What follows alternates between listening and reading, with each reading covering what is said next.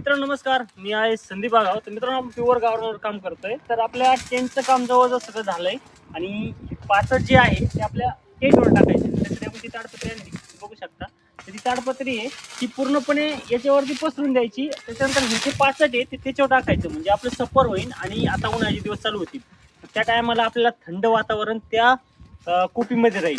आता आपला हा फार्म आहे समजा, तर या फार्म मधला पक्षी ज्या टायमाला या गेटच्या बाहेर निघन तर तो येईल कुठं, इथं येईल. पहिल्यांदा तिथं खाद्य खाईल, त्यानंतर तो बाहेर निघून जाईल. तर अशा पद्धतीने आपण डिझाईन केलंय की हे आपलं पाचट म्हणजे सफर प्रॉपर होईल आणि त्याचा खर्च कमी होईल आणि व्यवस्थित असे खाद्याचे भांडे तिथे राहतील. दिवसभर पक्षी खाद्याच्या भांड्यावर राहील, बाकी टाइम खाली फार्ममध्ये राहील.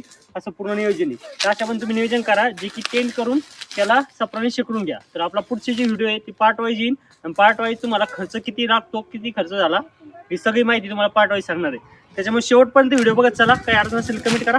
धन्यवाद.